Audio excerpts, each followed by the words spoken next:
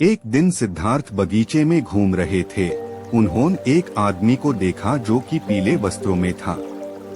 उन्होंने देखा कि वह आदमी बहुत शांत और खुश लग रहा था। चन्ना ने उन्हें बताया कि वह आदमी एक साधु है। साधु अपने घर परिवार को छोड़ देते हैं और सत्य की खोज में निकल जाते हैं, सुखों की लालसा को त्याग कर। साधु को देख सिद्धार्थ को प्रेरणा मिली और सत्य की खोज की इच्छा से घर छोड़ने का मन बना लिया। और जिस दिन सिद्धार्थ घर त्याग कर संन्यास लेने वाले थे, उसी दिन उनकी पत्नी ने एक बालक को जन्म दिया। सिद्धार्थ इस बात से प्रसन्न थे, परंतु वह जानते थे कि अब उनका घर त्यागने का निर्णय और कठिन होने वाला था। एक रात जब महल में सभी लोग सो रहे थे, सिद्धार्थ ने चन्ना से अपने घोड़े कंथक को तैयार करने को कह वह कमरे में गए जहां उनकी पत्नी व बेटा राहुल सो रहा था। अपने बेटे को प्यार से गले लगाकर उन्हें वादा किया कि वह वापस जरूर आएंगे, परंतु पहले सभी प्राणी कष्टों से क्यों पीड़ित हैं और वे कैसे बच सकते हैं, इसका पता लगाकर ही आएंगे। शहर से कुछ दूर एक नदी किनारे राजकुमार ने अपनी महंगी पोशाक उतार साधु वस्त्र धारण किए और चन्ना से घोड़े को वापस महल ले जाने को कहा। सिद्धार्थ यहाँ से आगे का रास्ता अब अकेले तय करने वाले थे।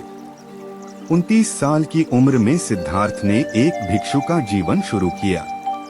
कपिलवस्तु से वह मगध की राजधानी राजगृह शहर की ओर दक्षिण की ओर चले दिए और भिक्षा मांगकर दिन का भोजन प्राप्त किया।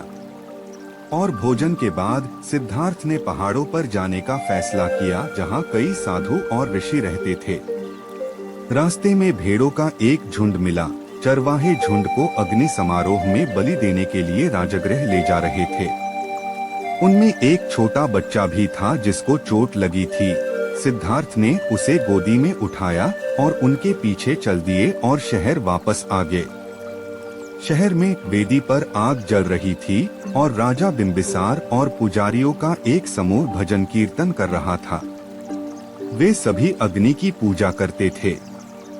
जब अग्नि पूजकों के नेता ने पहली भेड़ को मारने के लिए अपनी तलवार चलाई तो सिद्धार्थ ने तुरंत उसे रोक दिया। उसने राजा से प्रार्थना की कि वह बेचारे जानवरों की जान न लेने दे। तब सिद्धार्थ उपासकों की ओर मुड़े और उनसे कहा, जीवन अत्यंत कीमती है और सभी जीवित प्राणी इंसानों की तरह जीना चाहते हैं। उन्होंने आगे कहा, अगर लोग दया की उम्मीद करते हैं तो उन्हें दया दिखानी चाहिए। जो दूसरों को मारते हैं वे भी किसी और के द्वार मारे जाते हैं। अगर हम अपने लिए भविष्य में सुख की कामना करते हैं तो हमें आज किसी को दुख नहीं देना चाहिए। सिद्धार्थ की बात ने राजा और अग्निपूजकों के मन को पूरी तरह से बदल दिया और उन्होंने समारोह रोक सिद्धार्थ को यहीं रहने का निमंत्रण दिया और प्रजा को शिक्षा देने की प्रार्थना की, परंतु सिद्धार्थ ने उन्हें मना कर दिया क्यों अभी उन्हें उस सत्य की तलाश थी जिसे खोजने ने उन्हें घर छोड़ा था।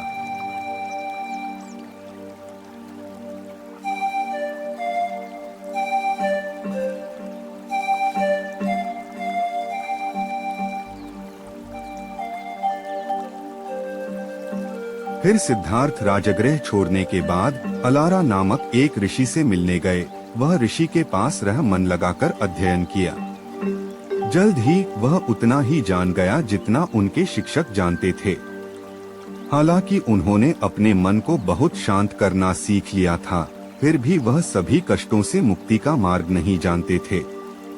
इसलिए उन्होंने अलारा कलामा को धन्यवाद दिया और दूसरे शिक्षक की तलाश में निकल पड़े। इसके बाद सिद्धार्थ ने रामापुत्र नाम के संत के साथ अध्ययन किया। उन्होंने सीखा कि कैसे दिमाग को शांत और सभी विचारों और भावनाओं से खाली करना। लेकिन उन्हें अभी तक जीवन और मृत्यु के रहस्य का वो ज्ञान नहीं मिला जो वो चाहते थे। अभी तक उन्हें वो शांति नहीं मिली थी। फिर सिद्धार्थ ने अपने शिक्षक को धन्यवाद दिया और आगे चले। लेकिन इस बार उन्होंने अपनी बुद्धि के प्रयास से परम सत्य को खोजने का निर्णय लिया। उन दिनों अनेक घुमंतु भिक्षु रहते थे जो विभिन्न धर्मों के पंथ से थे। वे सन्यासी बनने के लिए अपना परिवार छोड़ दिया था।